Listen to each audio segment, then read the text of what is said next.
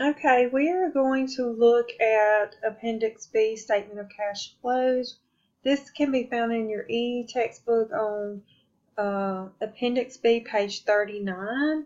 And I'm going to go through a statement of cash flows using the indirect method.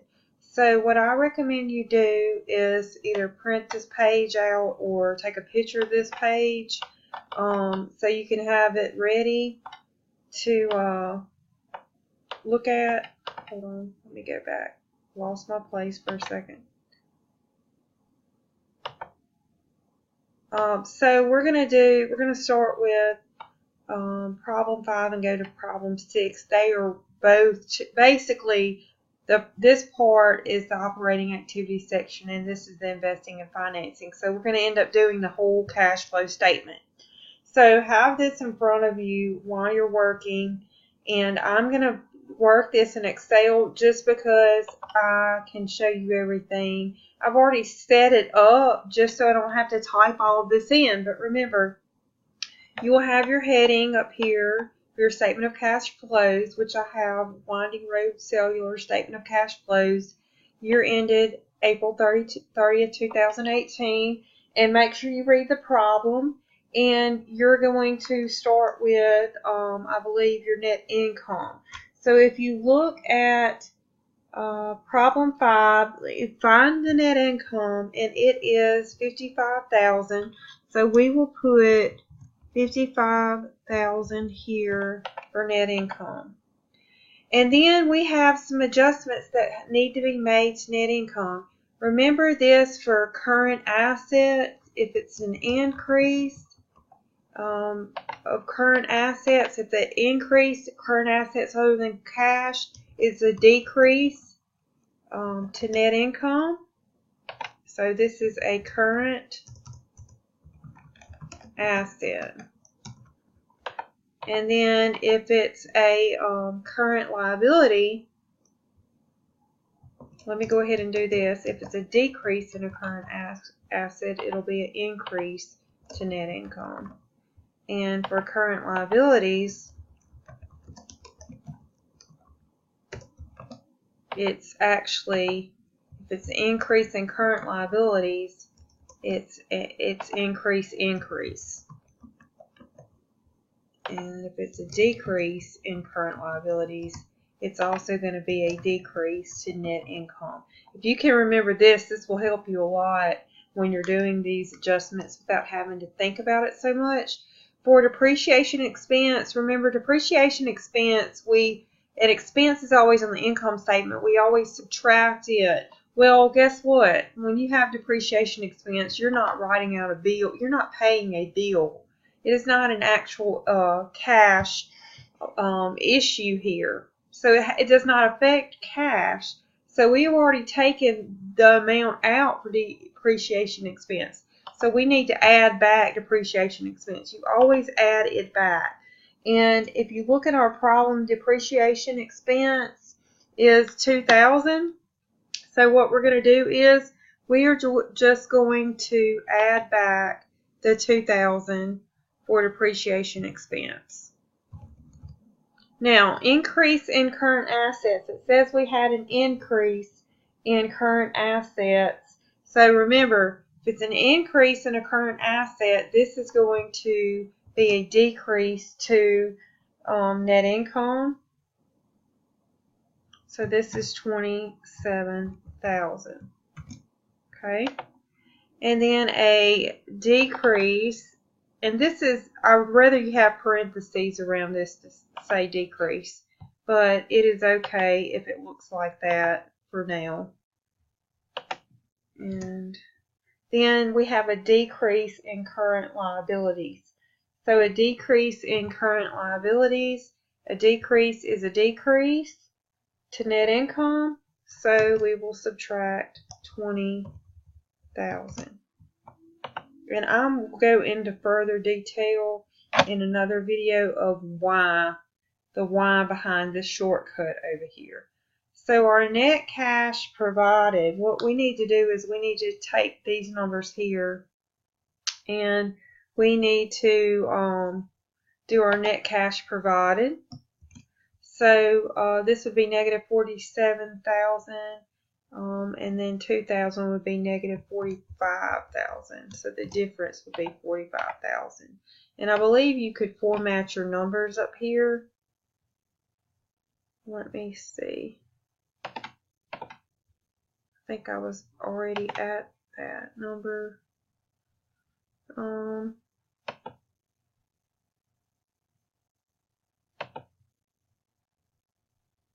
Let's not do that. I'll go back to that in a second. Let's just keep going. So the net cash provided by operating activities is 10,000. Just know everywhere you see a negative sign or a minus sign, that would normally be in parentheses, and that's how I put it in initially. So the net cash, now it's provided by, because we have a positive number here. So that means we have more, we didn't spend as much money as we had, which is what we want. We want to have more money at hand. We want to have some left over. And then cash flows from investing. This is your long-term assets. So here it looks like we purchased equipment for cash. So this is going into SB-6. This is the investing and the financing. These are pretty much what we want to know, is how much do we purchase the equipment for and how much money we receive from the sale of land. So if you look at your problem in your book, it tells you that cash receipt from sale of land is 27,000. So I guess I could go ahead and put the 27,000 down right here and go back and find the other number. I probably just skipped over it. Cash purchase of equipment. And it looks like we purchased it for 44,000. Now we're spending that, so that would be in parentheses. Here we're receiving this, so this would be an inflow. This is an outflow. So net cash used for investing. Why does it say used and not provided? Because we spent more than we received in this section. So this is going to be a use. That's why we use the word used here. That's very important to pay attention to your wording. Okay, and then cash flows from financing or your issuance of stock, your payment of dividends, anything where you're trying to get money or to finance the company, basically. Okay, investing are your long-term assets that you plan on using for your business, within the business. Here, this is how we're financing our business. So if you look, you'll see the cash receipt from the issuance of common stock was 17,000. So we issued some stock and we were paid 17,000 for that stock. And here the next one is the payment of dividends. We pay our shareholders some dividends. We pay them some cash. So we paid them 5,800 of cash. So our net cash provided, it says provided because we received more than we paid out. So the difference between 17,000 and 5,800 would be 11,200. Now, here's where we figure out the net increase and decrease in cash. And this number you could have figured out already just by looking in the change in cash from 2017 to 2018. And if you look at your numbers, your change in cash from 2017 to 2018, it looks like it says assume beginning was 48,000. So the beginning was 48,000 and the ending is 52,200.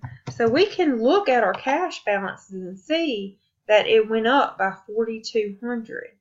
So this answer right here should be an increase of 4,200. So we already know the answer, but let's just make sure that what we get here on our cash flow statement is going to be an increase of $4,200. So what you do is you take your net income and then you subtract your sorry, that's wrong. You add the 10,000, each one of these net cash, and then you're going to add this number, which is really a negative number, so you're subtracting it. So 55,000 minus 10,000, which would be 45,000, minus 17,000 would be 28,000, plus 11,200.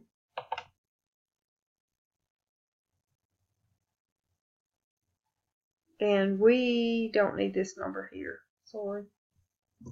Let me fix that. We don't need net income at the beginning. I don't know why I included that. We're just netting these three numbers from each section. So when you do that, you get 4,200. 4,200, the increase, plus what you started with. So if your beginning cash balance was 4,800 and you add the increase, it will equal the ending cash balance. So once you get done, if these numbers don't match up, if you don't get this to be 4,200 like you already knew it would be, and it's a positive 4,200, then you know you messed up in one of these sections. So that's what I like about the cash flow statement.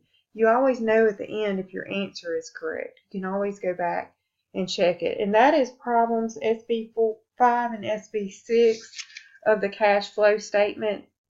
Always remember, you always add back depreciation expense and gains and losses we will talk about in another video.